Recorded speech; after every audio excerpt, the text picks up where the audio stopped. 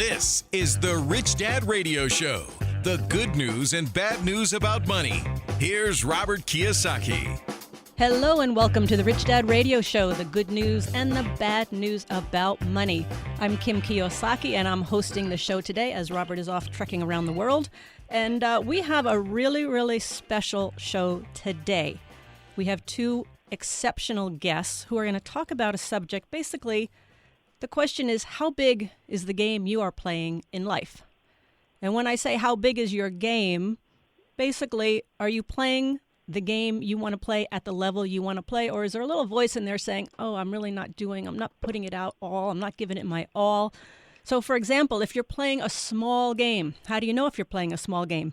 Well, if you're very comfortable, if you feel very safe, if you don't feel like you have to challenge yourself, you don't have to put yourself out there, and you feel like you're staying within your comfort zone, you're probably playing a small game.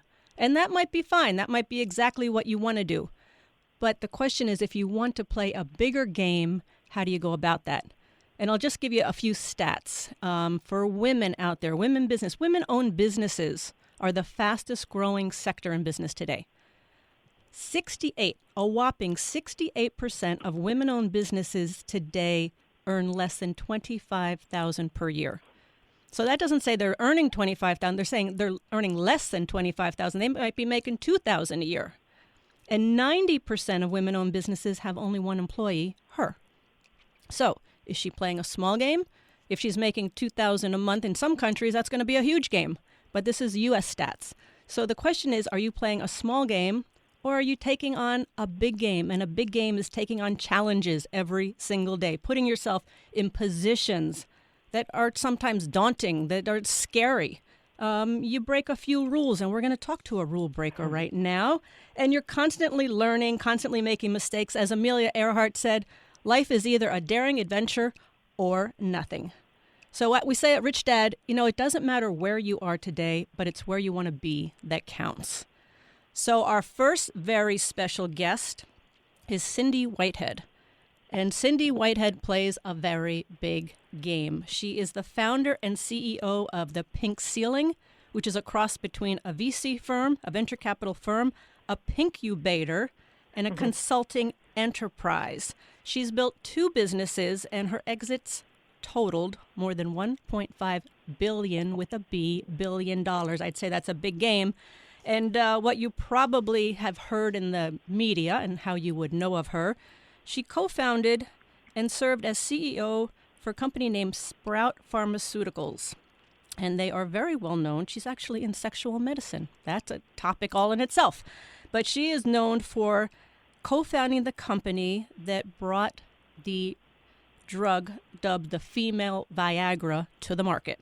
And her name is Cindy Whitehead. Cindy, welcome to the program. Thanks, Kim. Thrilled to be here. What a story! What a story! How? Let's start with your story. How did you get into sexual medicine? How did you get into pharmaceuticals? And how did you come up with female Viagra? Well, I love to answer the question of how did I get into sexual medicine by saying I'm Irish and Catholic, so naturally. I don't know that my parents love it when I say that. But, I'll tell you how I got into pharma. I got into pharma out of school because I wanted to work for Fortune's most admired company at the time, which was Merck. Oh. Interestingly, I wanted to go and learn from the best in business, thinking that if I learned there, I could take it with me anywhere. And what surprised me, I think, was I went to that company and I fell in love with the science. And I loved what pharma had the capacity to do in terms of changing people's lives. But over time and being in the industry, I didn't really love how they got it done. And that precipitated ultimately what didn't you like about how they were getting it done? I feel like pharma, everybody sort of loves pharma in the middle of the night at 3 a.m. if you have a child who's terribly sick, but in the light of day, you don't necessarily love the industry. And I think that's because there's a disconnect from the mission. And the mission is ultimately to serve patients. And I think that, just as industry grew and everything else, it lost a little bit of that touch point. And it really precipitated me starting my own. Because and you're very mission oriented, aren't you? Very mission oriented. Yes, you're absolutely right. Look, it's solving the real problem. Yeah, and that is the key for the entrepreneur. I mean, that's why I love your story, because the entrepreneur's job is to find a problem and solve it, and that's all you do. Absolutely. And look, I will say with appropriate bias here, I do think that female entrepreneurs in particularly do that. I agree. They do that they solve problems for themselves or for others, and they're largely driven, I think, by empathy. So as opposed to I come up with a product and then I figure out the market, they've already seen the need and then invent toward it. So that's really the story of how I got to starting my own and, making a decision that I was going to pave my own path, do it on my own terms.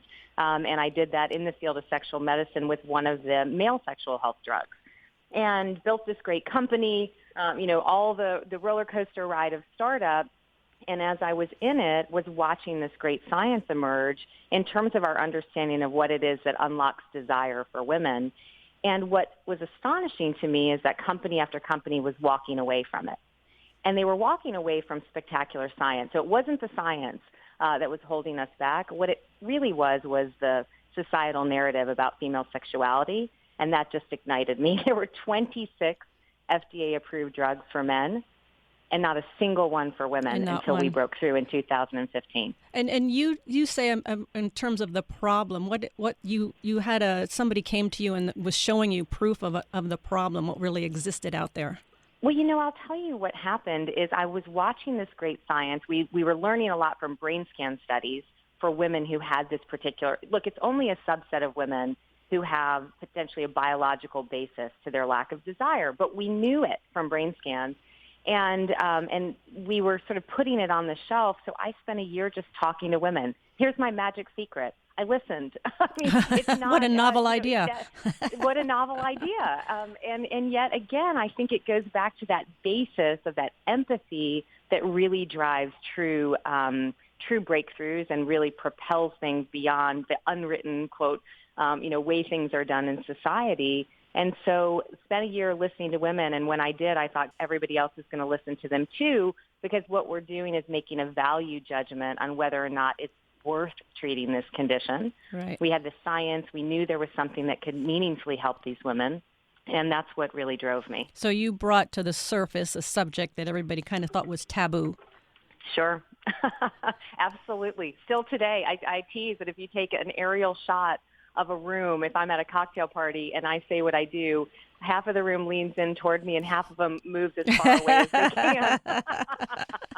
But, that's interesting in of itself. That's the conversation we need to be having. Absolutely. Absolutely. And what you're doing goes right along with what we teach at Rich Dad, which is, number one, find the problem that needs to be solved. Yeah. And then how do people hear about you? And this was a PR dream. This was a gold mine for PR. Oh my God, we got the female Viagra, as the media called it. That took you everywhere. And it looked fascinating. Here's this little company, private company, nobody had heard of, and I used to laugh that in our building, Nightline showed up when things got really public. And all of a sudden, our coworkers in the same building would ride up the elevator with like big eyes looking at all of my team going, that's what you do on the 10th floor. But then you did something else, and you really are a rule breaker. And you say there's two reasons to be a rule breaker. Yeah. What are they? Well, look, I think that there are, those who break the rules for personal gain. And that's probably who we think of with rule breakers. But then I think there are those who break the rules to change the game. And I think the difference there is, look, we have a set of rules in society that are, the rules of law and order, those rules that we can't break. But there are so many unwritten rules in society. And those are what often hold us back. Yeah. And I think in particular, if I looked at that, I think women are bound by more of those unwritten rules. And it requires them becoming really pissed off in order to have that drive to break them. And that was what happened to me. I was looking at this sort of unwritten rule around women and sex, this complete disparity in terms of our willingness to accept the biological basis for men but ignore it for women, almost patting them on the shoulder and saying, oh, it's okay. Almost assigning everything to psychology or, Right. quote, it's all in her head. And that just didn't make any sense. And that's what drove me to, break the unwritten rule, if you will, of the conversation we were having around women and sex. Perfect. Once again, this is Kim Kiyosaki, the Rich Dad Radio Show, the good news and bad news about money. Our topic today is how big is the game you are playing in life? And our first guest is Cindy Whitehead. She is the founder and CEO of The Pink Ceiling, of which we're going to talk about in our next segment. And she co-founded and was CEO of the pharmaceutical company Sprout Pharmaceuticals. And it was the company that broke through the first ever FDA-approved drug for low sexual desire in women, dubbed female Viagra. So FDA approved. That was breaking some rules. How did you? You had to be a pit bull to get that done. Well, I have to tell you, it was a very interesting process. I made a decision along the way to dispute the FDA. I like to call that the road less traveled, but it was, to their credit, of the FDA, it made them open their doors and have a public conversation. So they invited in experts, they invited in women who had the condition. And once that became the center of the conversation, I think we all turned with open minds to what the data was already telling us. We think of everything as being so clean and science. It's just, so objective, but it's really quite subjective in terms of our own attitudes and beliefs towards certain conditions. Absolutely. Absolutely. So you did get it FDA approved. You did get it out to the market. And then you sold your company for $1 billion. I did. Wow. That was quite a week. That was quite a week. FDA approval and then sold it for $1 billion, yes. Okay, I understand the billion. That's kind of a no-brainer, $1 billion. Was there this was your baby. This was. You brought all this to you changed the conversation. You brought this out to the public. How was there angst making that decision? Listen, for sure. I think this is for all of your entrepreneurs who are listening. This is one of the hardest things. To sell a company is both exhilarating and excruciating, because it is absolutely part of your DNA. You're so closely wedded to it. There isn't a day I don't wake up and still think about Addie and, speak to people who were part of that whole movement. But I think that, there is a moment in which that the adoptive parents can take it further. Right. So for me, the dream was that this would march across the globe, not just here in the U.S., but everywhere across the world, that women would have, affordable access to this. And in my hands, much smaller company, that wasn't going to happen as quickly. Right. And that brings us to the third point of, find the problem you want to solve. How do people hear about you? And then how do you grow it? How do you scale it? How do you get it out there to the world? And you did a heck of a job with that. Well, thank you. I Congratulations. appreciate it. Congratulations. Thank you. And when we come back, we're going to talk more with Cindy Whitehead, and this is about her new company called The Pink Ceiling. So if you're an entrepreneur or an aspiring entrepreneur, you'll want to hear what Cindy's new business is doing, because she's going to tell you what works and what doesn't work when it comes to building a business. We'll be right back. You're listening to the Rich Dad Radio Show with Robert Kiyosaki.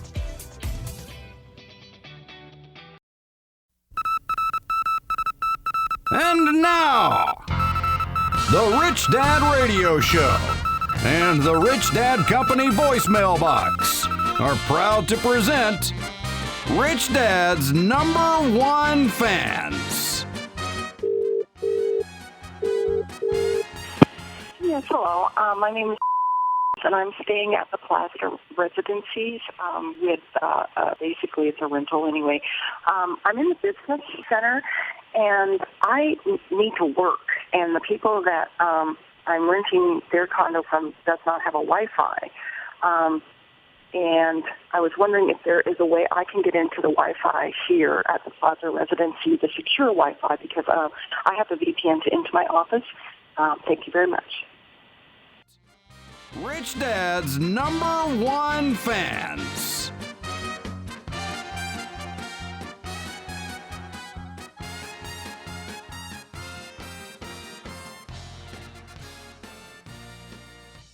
Every business owner and real estate investor needs asset protection. Entities like LLCs, S or C Corps are vital to protect yourself and your business. Let Corporate Direct guide you through the process of forming a corporation or LLC. Corporate Direct is owned by Rich Dad advisor Garrett Sutton and is Robert Kiyosaki's choice for corporate formation. Mention Rich Dad and receive $100 off a formation. Call 800-600-1760. That's 800-600-1760. Or visit online at corporatedirect.com. That's corporatedirect.com. Financial freedom begins with financial education. Now back to Robert Kiyosaki and the Rich Dad Radio Show. Hello and welcome back to the Rich Dad Radio Show, the good news and the bad news about money. This is Kim Kiyosaki, and I am hosting today's program as Robert is out and about in the world. And the subject we're talking about today is how big is the game you are playing in life? Are you playing a small game or are you playing a big game? It doesn't really matter. What matters most is what kind of game do you want to play. And we've been talking with Cindy Whitehead, who plays a very big game. She is the founder and CEO of the Pink Ceiling, which is like Shark Tank before Shark Tank was around. And she's built two businesses from scratch and sold them for $1.5 billion. And one of those companies was she was the co-founder and CEO of the company that came to market and discovered, it was called Addie, when that was dubbed the female Viagra by the media. And our second guest, who we're going to have on later in the show, she is an expert in how to shift that mindset to go from playing a small game to playing a big game. And she's going to give you some very simple tips that you could do immediately to make that shift. So Cindy, back to you and your new company, the Pink Ceiling. What is the Pink Ceiling? So we're some cross between an investment firm and a pinkubator, where we incubate companies. Because you have everything pink, right? You're of course. Pink lipstick, pink clothes, everything. I love it. Well, look, it all stemmed from the little pink pill, so there might be a healthy dose of irreverence under it. But I think it is about sort of being unapologetically female, and that is what we look for inside of the Pink Ceiling. We look at those ideas that are really going to break through for women. And we're so lucky that we get to see such wonderful entrepreneurs every day with great ideas of how they're going to change things. So break a few rules. So these, break a few rules. I love it. So these women come to you. They have a business or they want to start a business? Yeah, so we have a process where they give us a pink pitch. We look to make early bets on women. Look, here's why I did it. Two things. I like to fight the injustices. And in this case, I think with the Pink Ceiling, we're fighting two. Yes. Not only women's lack of access to capital. Last year, women only got 2% of venture funding. Right. When you hear that just at face value, we know that half of the world's population don't only have 2% of the good ideas. Something is disconnecting there, so we're doing our small part to fix that. And the other part, and I think what's less spoken about, is the lack of access to mentors. And, others who've been there, done that, who can reach their hand back and pull you there more quickly than they maybe got there themselves. And that's what I'm certainly trying to do with these fantastic female entrepreneurs. That's great. We love mentors, and we have mentors for our investing. We have mentors for business. We have mentors for our health. We have mentors for fitness. Sure. So why wouldn't, there's no shortcut, in my opinion, to becoming an entrepreneur. But if there was, the little bit of a fast track is to have a mentor. Because I love what you're doing. So tell me this, we have, listening to us now, we have some people that are entrepreneurs. We have some people that want to be entrepreneurs. You have these ideas all day long coming at you. What's number one, the biggest mistake you see people make when they make a pitch to you? They don't go big enough. I mean, it's so perfect and fitting for this show, right, about are you playing a big game? And I think women in particular are very methodical about the steps they're going to take to get there, but they don't necessarily paint the biggest picture.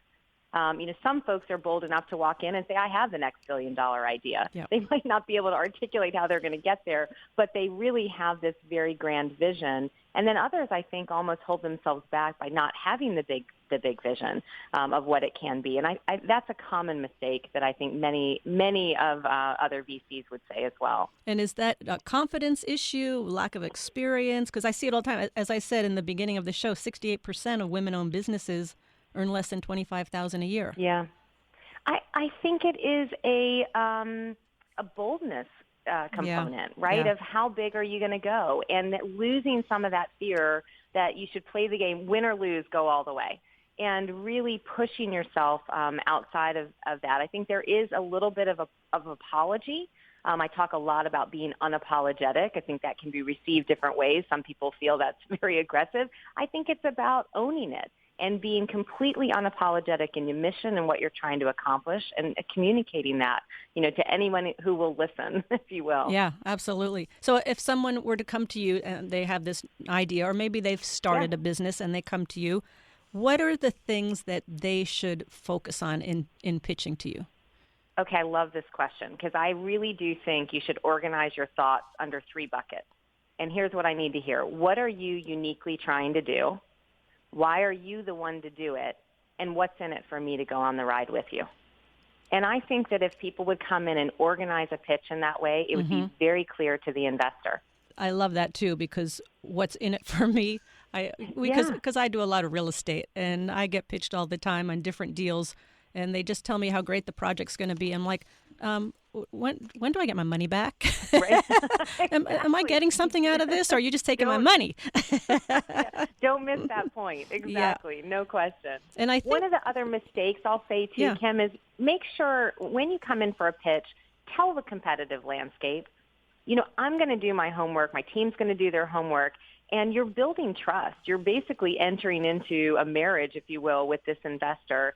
And if you don't earn that trust right out of the gate, they go back, they do some diligence, they find there are all of these things you didn't tell them. Yes. You've already broken it down. Yes. Yes, we have in our investing, when we're pitching deals, one of the things we actually start with sometimes is, let me tell you all the problems. And then here's how we're going to solve them. Perfect. But most people want to hide that under the carpet. They do. Like, hopefully they won't find out. And with social media today and everything out there, they're going to find out. They're going to find out. Absolutely. And listen, it's not a bad thing that there is competition. No. If it's already demonstrated a need for the market, if I'm going to go out there, but I'm going to do it better, that's an investable idea. So I do think people make the wrong assumptions around what that's going to say to an investor if they talk about competition. Right. So what is unique about the business? Why are you the one to do it? And what's in it for me as the investor? I love those 3. So what is an example of a really successful company that you've invested in, Cindy? I have so many that I'm excited about. I'll pick one. That's hard for me. I love that. But it's coming soon. It's a wearable nail technology that if you were to dip your finger in a drink, it would change colors if there's a date rape drug in the drink. Oh, my goodness. And So right in the sweet spot of the pink ceiling. It's everything that we look for. Not only is it novel, it's a first. It's going to really break through a category.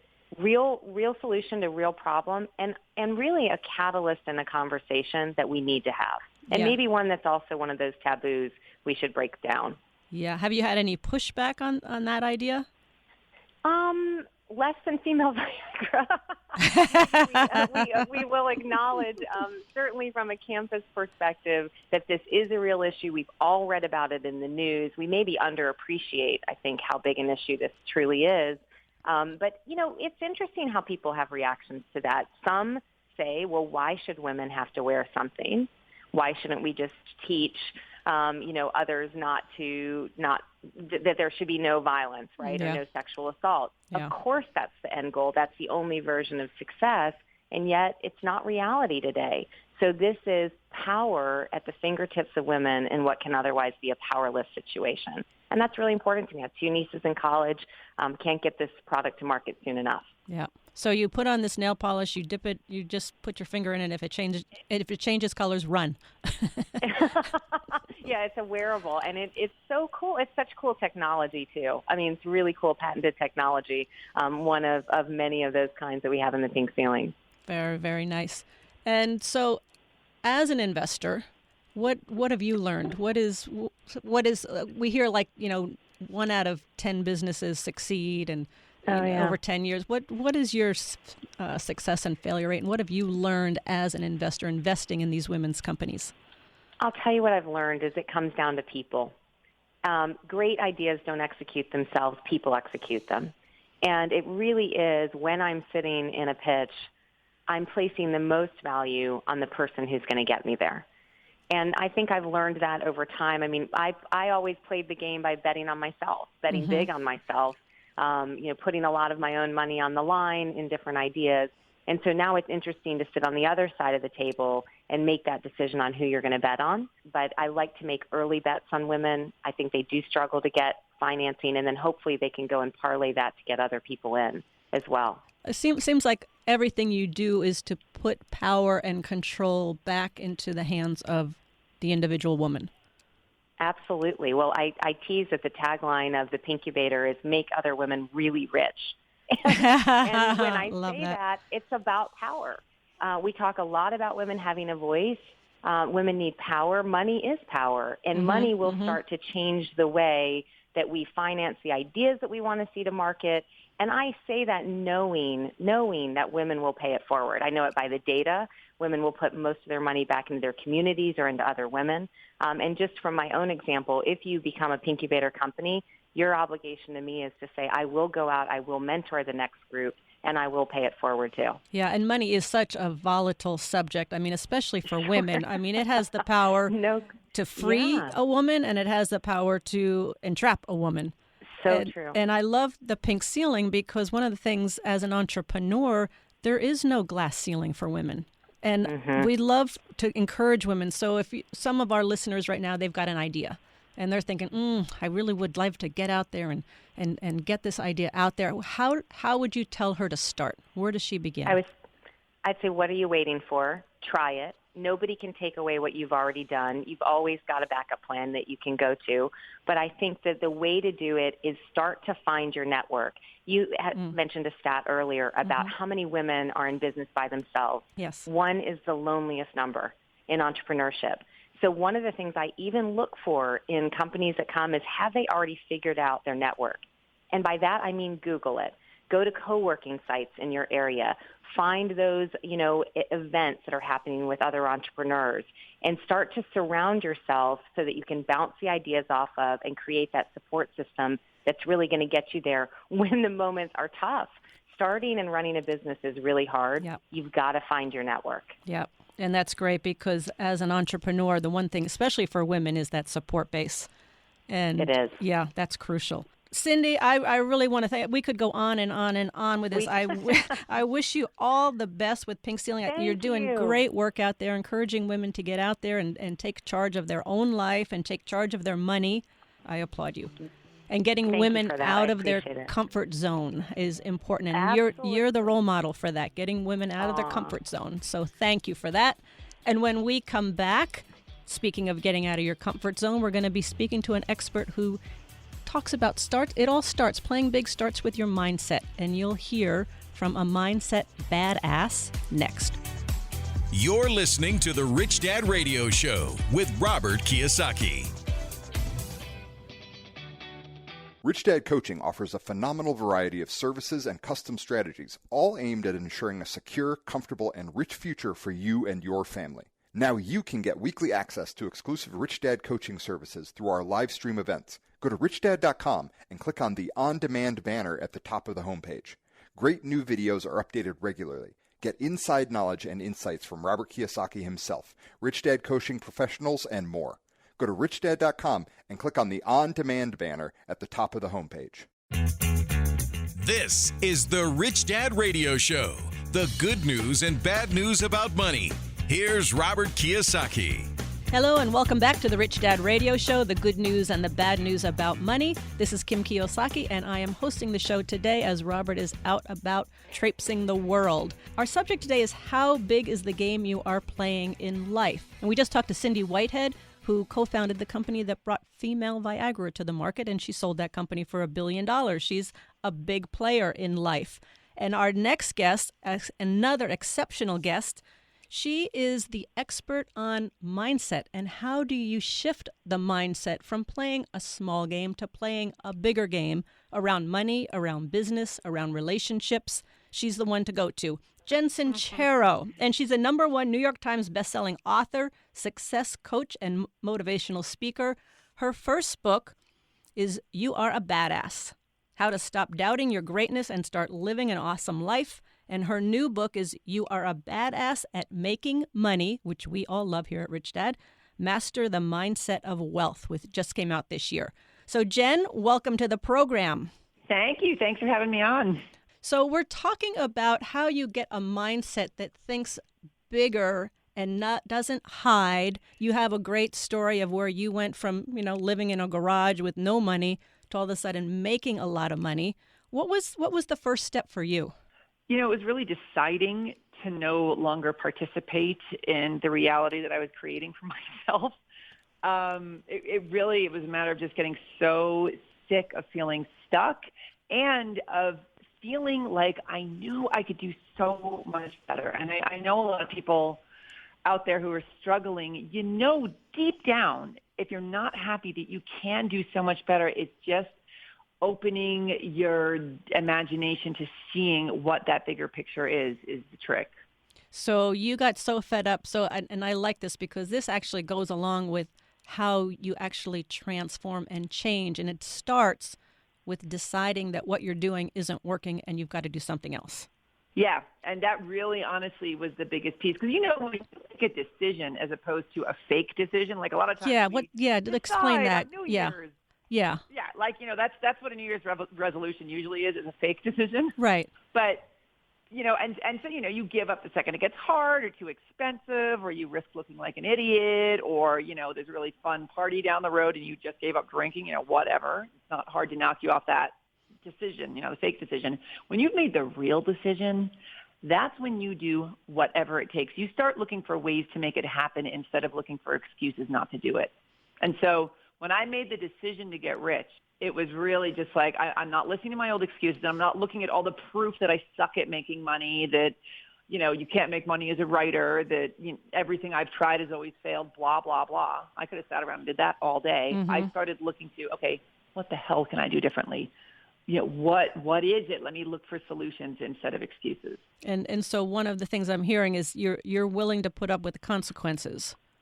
Exactly. And scary stuff happens. Yeah. That was really it for me. I spent money that I was terrified to spend on coaches and seminars, and I went to money-making seminars that I really didn't want to be at, but I did anything that looked like it was going to help me make money. I was like, all right, I'm in. I don't care how stupid I look. I don't care how expensive it is. I don't care how inconvenient it is. I did it. And you don't care if you make mistakes. You don't care if you fail. Yeah. You're just going to go do it. So how important is a person's beliefs? Well, so here's the thing that I think is so interesting. Like, beliefs are critical, and you kind of have to get there before you fully believe. So there's always, I'll just take myself as an example. I didn't 100% know and believe that I could get rich. I wasn't 100% convinced because I'd never done it before. Mm-hmm. But it was this little feeling inside that I just knew something bigger was out there for me. So even though I had no proof that I could do it, that I'd spent basically a lifetime proving that I couldn't get rich, basically, I had the desire. And so the belief comes after the desire. Like, and I did the affirmations, I love money. Money loves me. I make it freely and easily. Like, I was changing my mantras. I was changing my lingo. And I hung on to that, even though, they were still a little like, really, bitch? You ain't, I don't know if this is true or not, but I had the desire and I made the decision. So that was honestly more important. My beliefs caught up with me afterwards. But I think it's sort of interesting that, like, the desire to get bigger and to make more money was there. Because the beliefs go along with your thoughts and go along with your words, correct? Exactly. So it can change your thoughts and your words and your actions and your focus. Yep. And that will all strengthen your belief and faith. I mean, if today you just started paying attention to the words you're using, or the words, especially the words you're saying to yourself. For example, I know this guy. He drives me crazy. Every time I say, how are you doing? Hanging in there. My God. What? Every single time. Hanging in there. I'm like, that's your life? You're hanging in there? And he's not even conscious of the words that he's using. Or I bet you've heard this, Jen. Oh, I'd rather be happy than rich. I'm like, and you can't have both? Why can't there's a belief in there that you can only be happy or rich. Correct. Right? I am on a quest to erase that one. That's what this book is all about. Yeah. Who came up with that one anyway? I'll tell you, I have been rich and happy and broke and happy and rich and sad and broke and sad. And I will take the rich one all day long because it gives you money. It gives you freedom and options. And it just makes everything easier, really. Yeah. Once again, this is Kim Kiyosaki, the Rich Dad Radio Show. I'm hosting today's program as Robert is out and about in the world. And our special guest is Jen Sincero. She's the #1 New York Times bestselling author, success coach, and motivational speaker. Her latest book, You Are a Badass at Making Money, Master the Mindset of Wealth. And we're talking today about how big is the game you're playing in life. So, Jen, I just want to share a study. We're talking about beliefs. And this came from a book called The Happiness Advantage. And it was a study that was done with hotel housekeepers. And half of them were primed, and they were told all of the work that you do every single day is exercise. You know, making the beds, walking up and down, pushing the carts, all of this is exercise. The other half was not told anything. At the end of the experiment, they found that those people who had been primed to think of their work as exercise actually lost weight and their cholesterol level dropped. And those that didn't, nothing changed. So, wow. Yeah, that's an idea of a belief. They really believed that was. So what you're saying, you know, in terms of the words you use and what you say to yourself and the affirmations, it all changes that belief. And it really does make a huge difference. Absolutely. And it's just that muscle. It's like anything else. You just got to keep strengthening that muscle, and your thoughts and your words and your actions strengthen that belief muscle. And so does who you hang out with. Yes. You know, the people you surround yourself with, the books you're reading, what you're listening to, that totally strengthens that belief muscle as well. So if you want to be an entrepreneur or you want to make money, then surround yourself with people with similar goals, similar aspirations, similar mindsets. Absolutely. And with money, it's a really important one because there's so much judgment about money in the world, and people badmouth it all the time. As you said, like, I'd rather be happy than rich. Right. Like, what? You know, you'll rise to the same level as people around you. So if you've got people who have a healthy attitude about money, who make it in wonderful ways and share it in wonderful ways, that's going to make you a whole lot more motivated to go out there and create that kind of life for yourself. Yes. And you also talk about focus. It's like what you focus on, you create more of.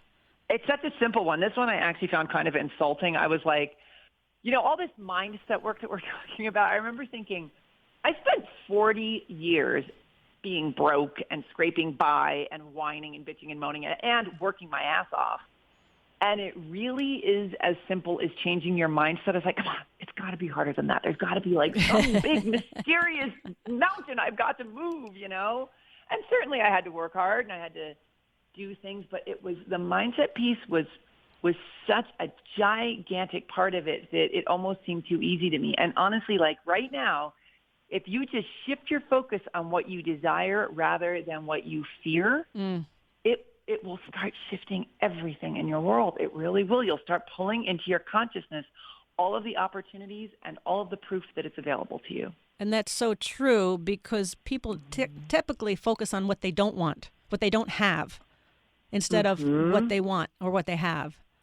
You know, it's so easy to go to what I don't have. Well, focus on what you want, is what you're saying. I heard a great thing that worrying is praying for what you don't want. I love it. And that's where your attention is. And guess what? That's probably what you're going to get. Exactly.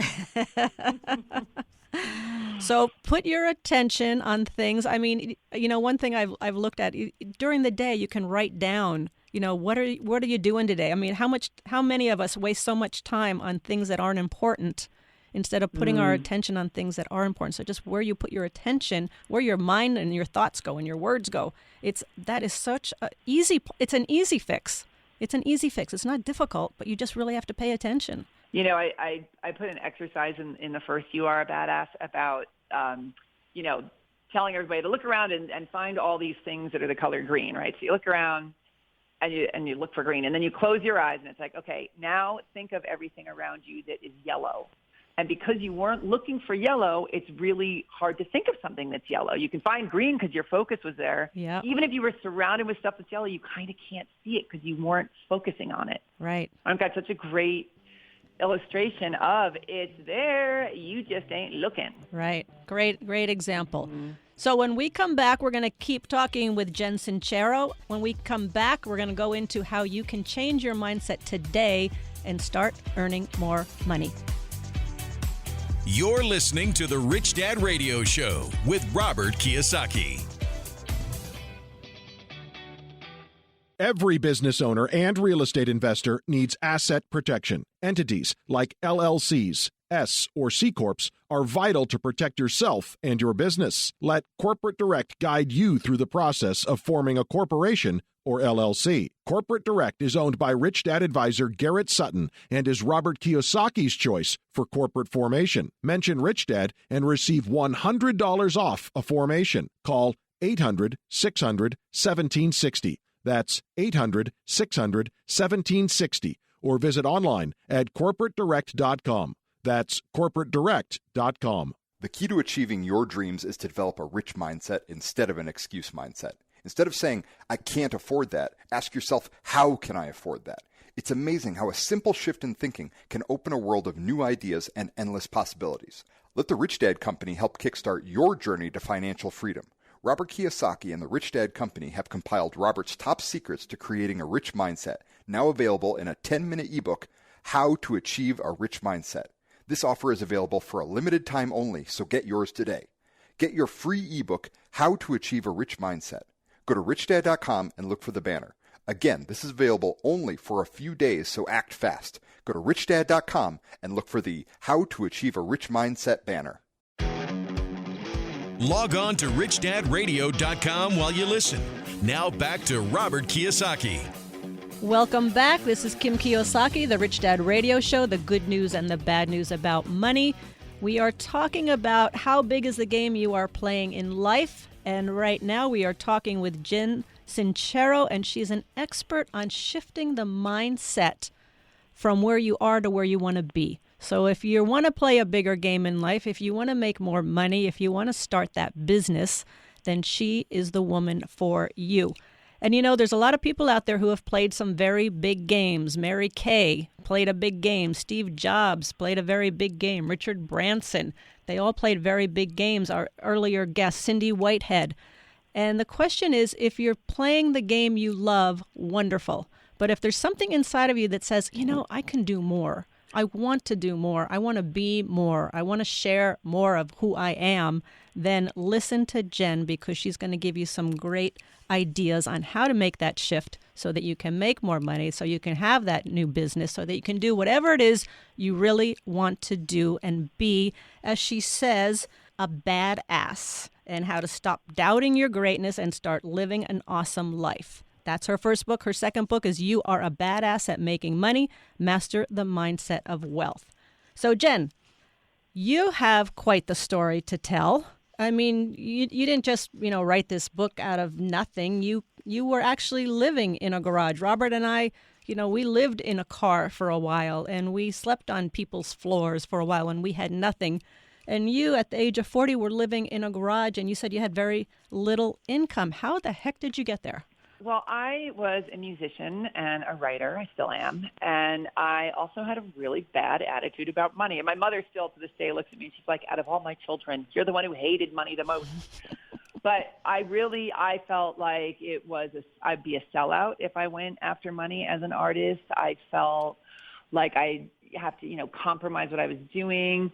And I also truly had this weird feeling that money actually wasn't available for me, that I would see people with private jets and mansions and yachts and, whatever, regardless of whether those are the things I wanted.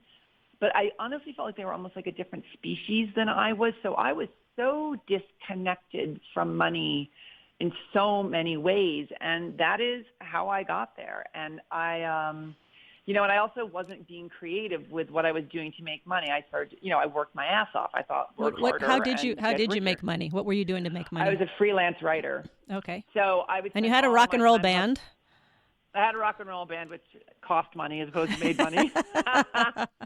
It was fun. And not that I needed to give up doing any of those things, but if you want to make money, you got to focus on making money. And I wouldn't let myself focus on making money because I thought that was a bad thing to do. So that's how I wound up at the age of 40 living in a garage. And, and people often ask me, what was the big turning point that you woke up and made this decision to start making money? And it really, I just got tired. I got sick of scrounging around and making, I think it's so ironic. I didn't ever want to think about money, right? Because I was an artist and I had bigger, things were far more important than stupid old money. But when you don't ever think about money, you think about it all the time when you're trying not to think about it, because every decision I made was based on how much it cost. Everything I did was based on how much something cost. That's funny because a lot of people say, "Oh, money's not that important," but yeah, you're making the point that it's very, very important. When Robert and I when we were struggling and we had nothing and we were sleeping on people's basements floors, I hit the same point where I just got so fed up and I got so sick and tired. I just told myself, go out and do something. Just go do something. It didn't even matter what it was. Just go get in motion. Go do something. So what did you go and do once you made that decision? What did you go do? Yeah. So the first thing I did was I read a lot of self-help books about money and just self-help books. I was so snarky about them. I was like, ugh, they're so woo-woo. And there's a lot of them out there. I hated them, but I was like, it's not happening on my own. I convinced myself for 40 years that I could do it by myself. Clearly I can't. So I started reading a lot of self-help books, even though I was scared I was going to die and somebody would find them in my garage. I got on different coaches' email lists and found out about money-making seminars and just opened up to things that I absolutely rolled my eyes at for years and years and years. And, through a series of events, one of the first things that happened to me is a friend of mine told me about this women's entrepreneurial think tank where women would get together and help each other launch their businesses. And I was like, I don't know what business I want to launch. All I know is I want to leave the house every once in a while, brush my hair, put on a bra, and maybe help other people. That's really all I knew outside of freelance writing of what I wanted to do with my life. But I went because something about it sounded good. I was going to be surrounded by other people who were doing things or making things happen. And to make a very long story short, I spent the whole time still not having a business of my own, but I realized I was like, I could facilitate these groups. I would be good at that, and I would like to do that. And that's how I got my first sort of coaching job. Did you have a coach? Did you have a mentor? Not at this time. So that was the first thing I did. And then at one of these still going to money-making seminars, I met a woman who was a coach who specialized in helping women with money. And I was like, oh my gosh, she's amazing. She's so smart. She had her electricity turned off too. And now she was making high six figures. And I was like, she knows what she's talking about. And I really wanted to work with her. But she cost basically 1/3 of my annual income at the time. And because I had made the decision, I got the hit. She was the right coach for me. I decided I was going to work with her, and I took out a credit card. I was already in pretty serious credit card debt. I took out a new credit card and put her fee on a credit card. It was it was truly one of the most terrifying things I think I have ever done. And from working with her, what was like the first thing she had you do? What did she say? Jen, this is what you need to do. Well, first she talked me in off the ledge after I was begging her to give me my money back. And then what she did is she sort of looked at what I had. She's like, hey, I already published 2 books at that point. I hadn't made any money on them. But she's like, you know what you're doing? Why don't you teach other people how to write books? And so we put together an online business for me, coaching people on how to write books. And I ended up tripling my income within the first 3 months of working with her, I think it was. It was amazing. But I had to scare the crap out of myself by spending the money to work with her. Scare myself by saying I'm a coach, that I can coach you in writing. I'd never coached anybody in my life. Charge people an amount of money I'd never charged them before. So I had to work, but it was really about pushing through that terror of being visible and spending money, like all the things we were talking about earlier. Yeah, and that was a good investment that paid off. Yeah. And you're talking too about going through these fears. So how do you get around that? Do you just do it? Yes, and then you reconfigure your relationship with fear and make it your pal instead of your roadblock. Use fear as your compass. Like, okay, I am scared out of my mind. I must be moving in the right direction. As opposed to I'm scared out of my mind. I'm running in the other direction. Right. That's what we've been taught to do. So, if it's terrifying and it's heading you towards your goals, that's the bullseye. That's the combination you want. And you got to get used to being scared, because if you want to keep growing, you better be scared or else you're doing something wrong. Yep. Once again, this is Kim Kiyosaki, the Rich Dad Radio Show. We are talking to Jen Sincero. She's the #1 New York Times bestselling author, success coach, and motivational speaker. Her latest book is You Are a Badass at Making Money. And, we're talking about your comfort zone and facing things that you fear. So I can tell you, for me, when I want to play small, if I want to play small one day, I just go sit in my little home office and I answer emails and I might read a little bit and probably don't even pick up the phone. I just kind of hide. But then I go out and I have to do a speaking event. And I remember my first speaking event ever was in Singapore, scared to death. I was sitting in the front row. The person was speaking ahead of me, and I sat there going, an earthquake would be great right now. A tidal wave, anything to come through. I don't want to get up on that stage. But because I made the commitment, and this is one thing that works for me, I made the commitment to do this talk. If I make the commitment, to set up an appointment to meet somebody who I might be a little intimidated by, I make the commitment. And then I have to do it. And then people are counting on me. So that's one way that I do it. Is there a strategy you have, Jen?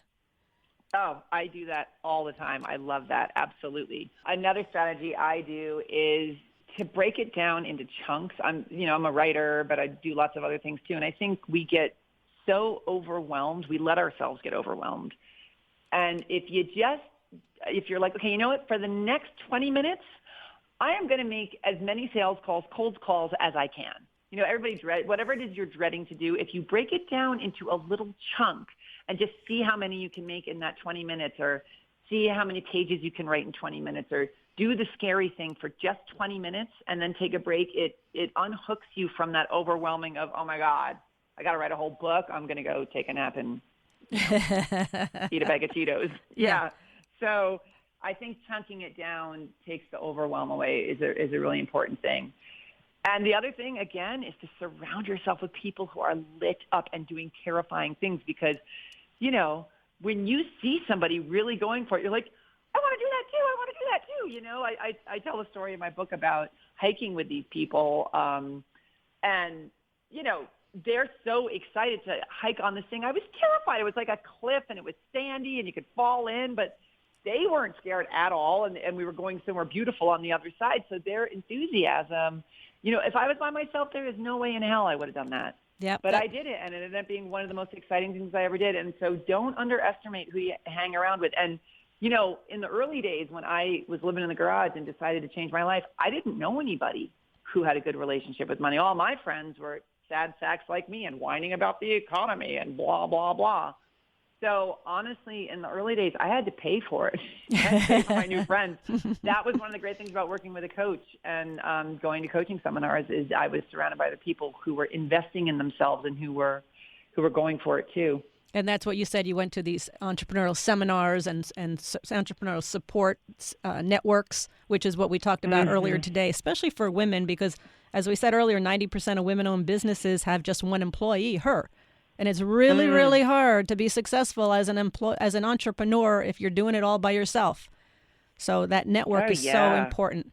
So give me one more tip, Jen, for how to be a badass at making money. Number one was surround yourself with like-minded people that are going for it.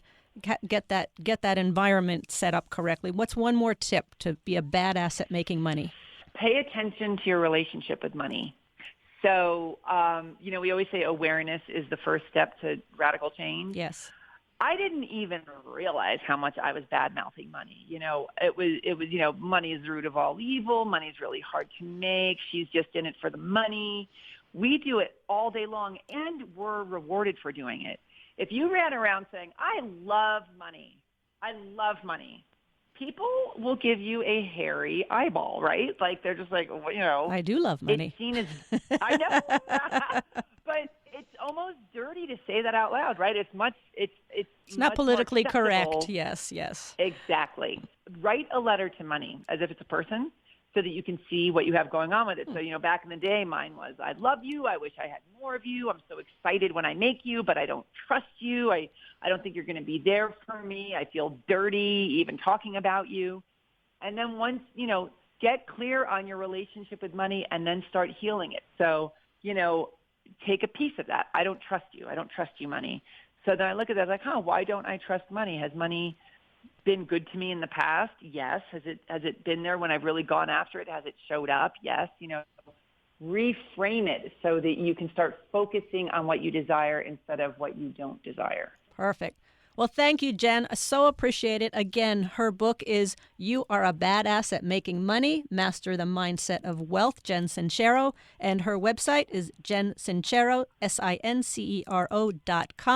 So if where you are today is comfortable and safe, but not really where you want to be, if you really want to get out there and do more for your life and do more for yourself, if there's something you want that you don't have, then get Jen's book, You Are a Badass at Making Money. It's through her book where you can see your own mindset shift from where you are to where you want to be. And a lot of it is just your words, your thoughts, your beliefs. So if you want to play a bigger game in life, You Are a Badass at Making Money. Thank you very much.